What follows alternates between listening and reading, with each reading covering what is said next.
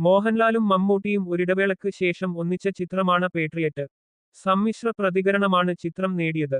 ചിത്രം ശരിക്കും വിജയമായിരുന്നു. ആദ്യ ദിന കളക്ഷനിൽ 69 കോടി നേട്ടമുണ്ടാക്കിയ എമ്പുരാന്റെ കളക്ഷനെ മറികടന്നില്ലെങ്കിലും മികച്ച നേട്ടമാണ് പേട്രിയറ്റ് സ്വന്തമാക്കിയത്. ചിത്രം 29.1 കോടി രൂപയാണ് ആദ്യ ദിനം ആഗോള തലത്തിൽ നേടിയിരിക്കുന്നത്. ചിത്രം ലോക വ്യാപകമായി 70 കോടിയാണ് നേടിയത്. 100 കോടിയും ആഗോള കളക്ഷൻ നേടാൻ മോഹൻലാൽ മമ്മൂട്ടി ചിത്രത്തിന് സാധിച്ചിട്ടില്ല. അങ്ങനെ നോക്കുകയാണെങ്കിൽ ചിത്രം ഒരു പരാജയമാണെന്ന് പറയാം. കാരണം 2 ഐക്കണുകൾ ഉണ്ടായിട്ടും ചിത്രത്തിന് കാര്യമായ കളക്ഷൻ ലഭിച്ചിട്ടില്ല. ചിത്രം ജൂൺ 5-ന് റിലീസ് ചെയ്യും എന്നാണ് സൂചന. മഹേഷ് നാരായണൻ ഒരുക്കുന്ന ചിത്രത്തിൽ ഫഹദ് ഫാസിൽ, കുഞ്ചാക്കോ ബോബൻ, നയൻതാര, രേവതി, രാജീവ് മേനോൻ എന്നിവരും പ്രധാന വേഷങ്ങൾ ചെയ്യുന്നുണ്ട്. ആൻഡോ Joseph film company, Kichappu films എന്നിവയുടെ ബാനറിൽ ആൻഡോ ജോസഫ്, KG അനിൽകുമാർ എന്നിവർ ചേർന്നാണ് ചിത്രം നിർമ്മിക്കുന്നത്.